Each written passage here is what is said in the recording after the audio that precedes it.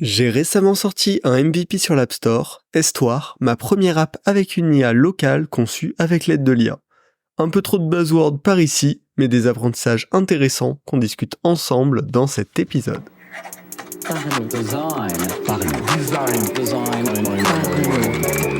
Besoin de vous former au product design ou à Figma? The Kekatoes Theory, partenaire de Parlons Design, est la référence en France, avec plus de 500 designers formés depuis 5 ans.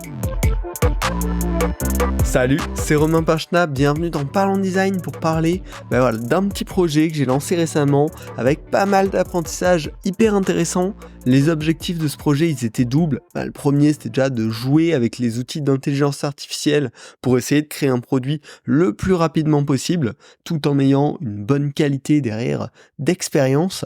Et en même temps, le deuxième objectif, c'était de tester qu'est-ce que ça pouvait donner un LLM, c'est la technologie derrière ChatGPT, et ces outils-là, mais de le faire fonctionner en local, directement sur l'appareil de l'utilisateur. On ne va pas appeler l'API de ChatGPT ni payer OpenAI pour ça, on va le faire tourner directement sur le téléphone de l'utilisateur, comme en partie ce qu'a annoncé Apple avec Apple Intelligence. Donc le projet que j'ai mis en place pour tester ces deux choses-là, ça s'appelle Estoire. C'est tout simplement un générateur d'histoires pour les enfants. Le fonctionnement est assez basique. L'utilisateur il peut choisir les personnages qu'il veut dans son histoire, il peut même créer ses propres personnages. Derrière, il peut choisir le thème, le sujet de l'histoire du jour, et il va pouvoir avoir une histoire sur mesure qui va lui être rédigée pour lui et qui va pouvoir lire à son enfant, ou les enfants vont pouvoir lire l'histoire directement en fonction de l'usage souhaité. Mais voilà, le concept est tout aussi basique que ça, pour autant, c'est un concept qui est difficile à mettre en place sans l'usage, pour le coup, d'un large language model, parce qu'on doit pouvoir générer à chaque fois des choses sur mesure selon des paramètres potentiellement très personnalisés de l'utilisateur. Alors, par rapport aux technos existantes, c'est rien de sorcier, mais c'est des bons défis. Déjà, comment on va mettre l'intelligence artificielle directement dans ce produit, avec les contraintes que j'ai évoquées en début d'épisode, et comment on va pouvoir utiliser l'IA pour créer ce produit-là de manière efficace, rapide et pas trop chère.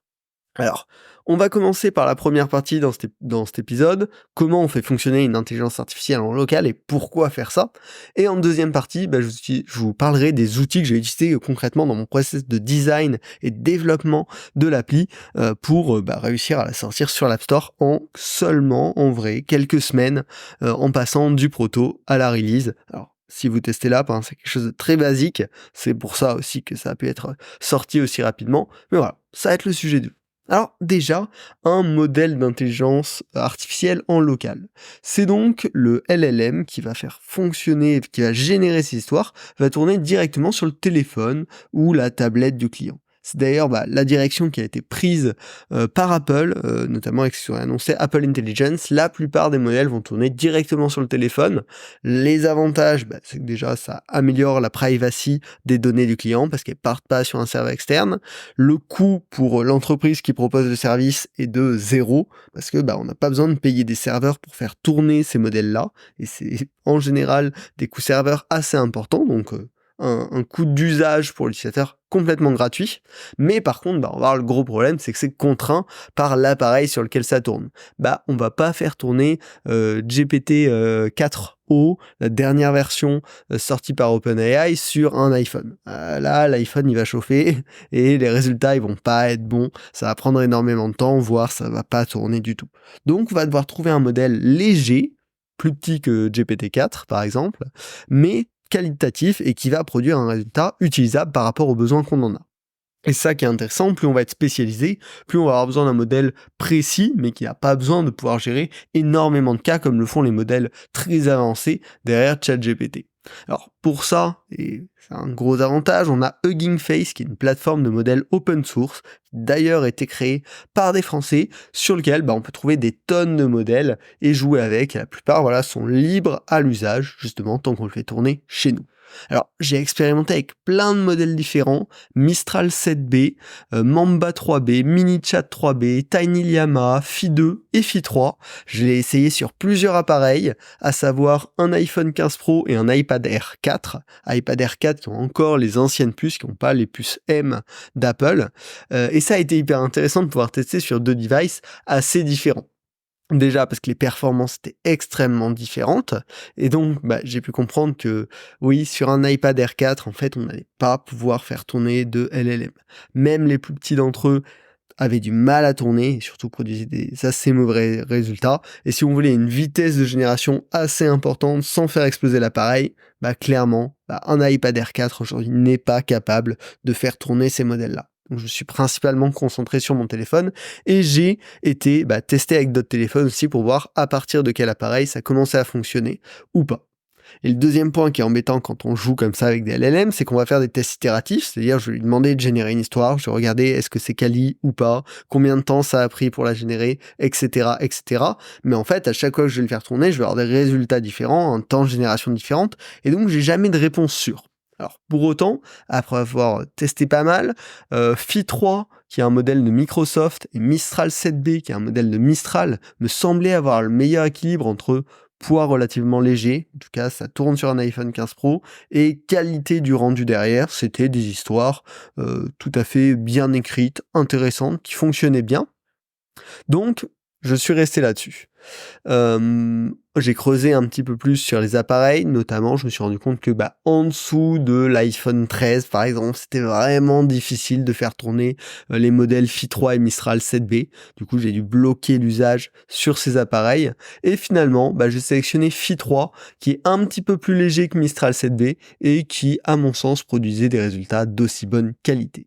Donc voilà, déjà un long travail d'itération et de test pour choisir le modèle adapté. Mais derrière, bien sûr, il y a de l'optimisation à faire pour que le rendu soit de meilleure qualité avec le modèle sélectionné. Le premier, c'est bien sûr un travail itératif sur le prompt, comme un utilisateur normal de ChatGPT ou de Google Gemini ou autre. Si on fait un mauvais prompt, on va avoir un mauvais rendu, mais en même temps, c'est toujours dur de trouver quel est le meilleur prompt. Donc voilà. Pareil, faire de l'itération là-dessus et sans gros benchmark, les réponses, là, est-ce que c'est mieux ou pas? C'est toujours un petit test un petit peu compliqué. Aujourd'hui, j'ai pas vraiment eu de solution là-dessus. Et puis derrière, il y a plus des structurations, on va dire d'organisation logicielle pour améliorer la qualité. Typiquement, j'ai essayé la bêta d'iOS 18, la nouvelle version qui sortira en septembre, et on voit qu'Apple a fait beaucoup d'optimisation logicielle, et là où mon iPhone chauffait pas mal avec Mistral 7B sous iOS 17, c'était plus du tout le cas sur iOS 18. Donc c'est assez encourageant pour la suite également. Il y avait une seconde question, dire est-ce que j'inclus directement le modèle au téléchargement de l'app ou est-ce que je télécharge le modèle a posteriori, c'est-à-dire l'utilisateur télécharge une application légère et la première fois qu'il va l'ouvrir, on va venir télécharger le modèle pour pouvoir le faire tourner sur l'appareil. Alors clairement, il y avait un avantage et un inconvénient.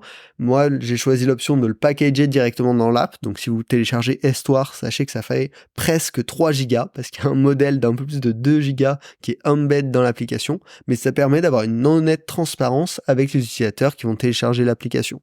Là où si je téléchargeais le modèle a posteriori, les utilisateurs auraient l'impression de télécharger une application légère alors que ce n'est pas le cas.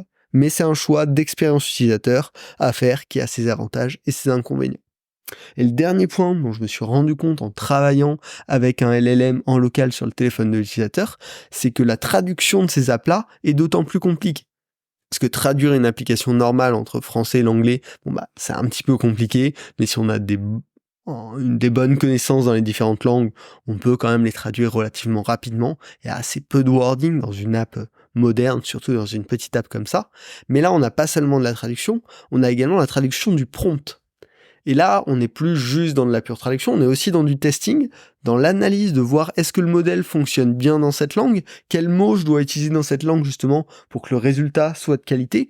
Et donc là, le prompt, il est vraiment à retravailler à chaque fois, et donc ça prend beaucoup plus de temps de traduire ce genre d'outils, incluant l'intelligence artificielle, qu'une application classique. Voilà. Au final, après toutes ces itérations, j'ai une version qui marche. Je vous invite à la tester si vous avez un téléphone ou un Mac relativement récent. Mais il y a encore des petits soucis. Clairement, des fois, les résultats étaient imprévisibles. Et j'ai dû gérer manuellement certains débordements. Avec des modèles un petit peu plus petits, alors on n'a pas trop ces problèmes avec Google Gemini ou ChatGPT, parce que c'est des très gros modèles, avec ces petits modèles, des fois, ils vont partir, ils vont déborder, on sait pas trop pourquoi. Des fois, les modèles vont me générer des follow-up questions, donc ça génère l'histoire et derrière, ça crée des questions par rapport à l'histoire. C'est pas mon souci. Des fois, ils vont me rajouter des chapitres dans l'histoire. Et ça, c'est des choses, vu que ce sont des modèles statistiques avec de l'aléatoire à l'intérieur, on peut pas prédire à 100% leur comportement. Et donc j'ai été obligé de faire beaucoup de tests et de gérer un petit peu manuellement. Si on voit qu'il y a des questions qui viennent apparaître, on va les retirer. Si on voit qu'il y a des chapitres qui apparaissent, on va venir les mettre en valeur pour bien le structurer et donner de la vie à l'histoire. Et gérer tous ces éléments-là. Le second point problématique par rapport à tout ça, c'est la lenteur de chargement. Selon l'appareil, l'histoire va se générer plus ou moins vite. Donc pour ça, j'ai mis plusieurs solutions en place. La première, c'est potentiellement bloquer complètement l'usage si l'appareil n'est vraiment pas au niveau et n'est vraiment pas capable de le faire tourner. Et la deuxième, c'est d'optimiser la perception du temps de chargement par le design. C'est passer par un écran de loader animé avec justement des images également générées par intelligence artificielle. On va en parler en deuxième partie de ce podcast qui vient, inviter l'utilisateur dans ce monde imaginaire et essayer de lui faire passer le temps le plus rapidement possible. La deuxième, c'est l'astuce de la pagination du contenu. On génère une histoire, je l'ai reliée à l'idée du livre. Et donc, la première page va être lisible immédiatement parce qu'elle aura été déjà générée. L'utilisateur va être en train de lire la première page et pendant ce temps, les pages suivantes se génèrent. Donc, il peut avoir une expérience où il voit pas le texte se générer sous ses yeux et c'est uniquement les pages qui apparaissent au fur et à mesure. Ce qui donne un sentiment déjà de chargement plus rapide parce qu'il n'a pas besoin d'attendre que l'ensemble du livre, du contenu soit généré pour pouvoir lire le contenu. Ce qui évite l'effet, il y a un robot qui écrit pendant que je lis, qui est plutôt désagréable parce que du coup, je vois que des pages qui sont finies. Et ça réduit énormément la perception de temps de chargement. Et également, la troisième possibilité que j'ai essayé de mettre en place, et finalement dans cette optique de MVP, j'ai recalé à plus tard, mais c'est le fait d'ajuster le modèle selon le device. Potentiellement, on pourrait penser, avec un téléchargement a posteriori, télécharger un petit modèle sur un petit device, télécharger un gros modèle sur un device plus puissant.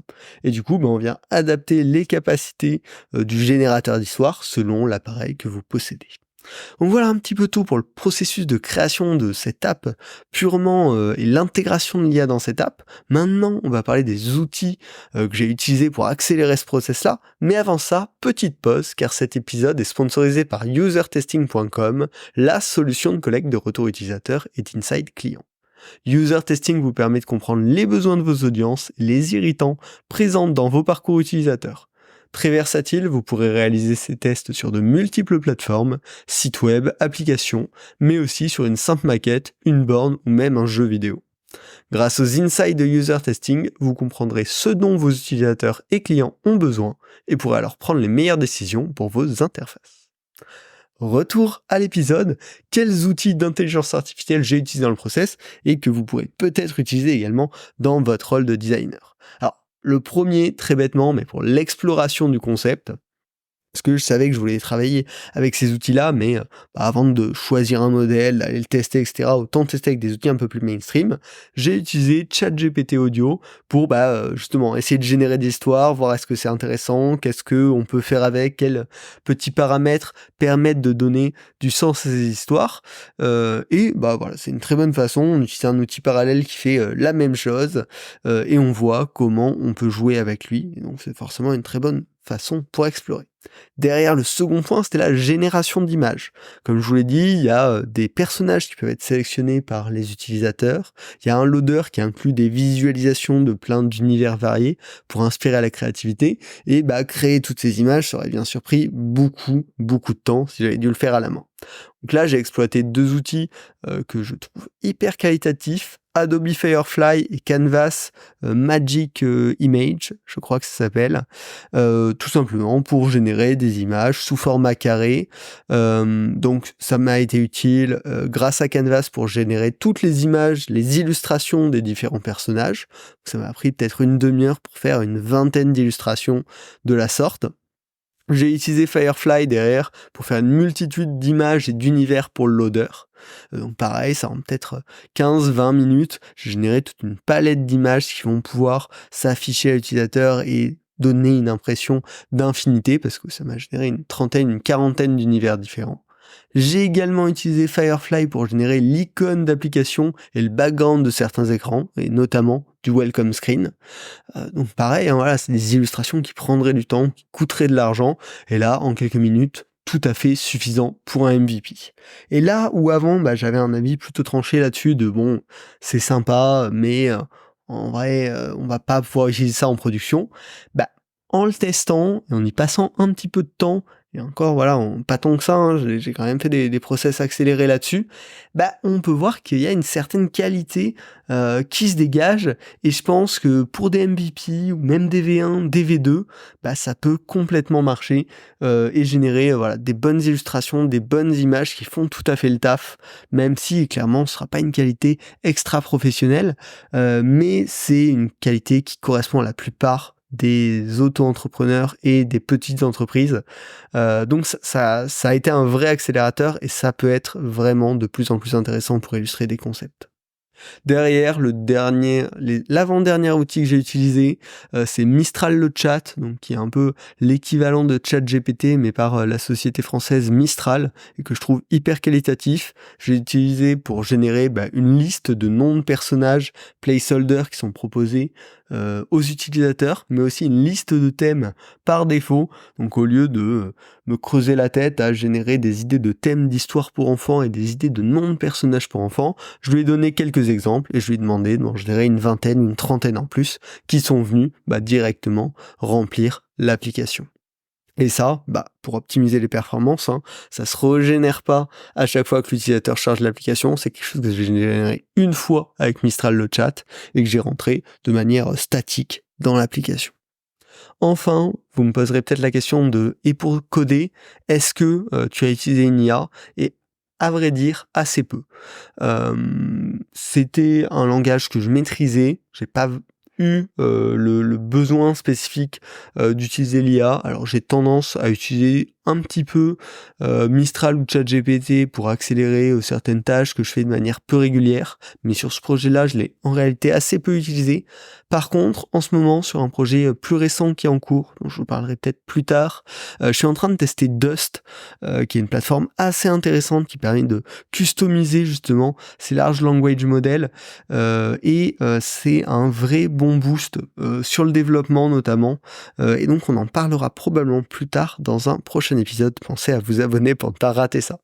Bref, j'espère que cet épisode vous a plu. Clairement, les outils d'intelligence artificielle, comme ça peut accélérer la création des side projects en passant moins de temps sur les choses qui sont pas importantes pour nous sur le lancement, et en se focusant sur quelle valeur on veut livrer, quel produit on veut tester, quel produit on veut créer.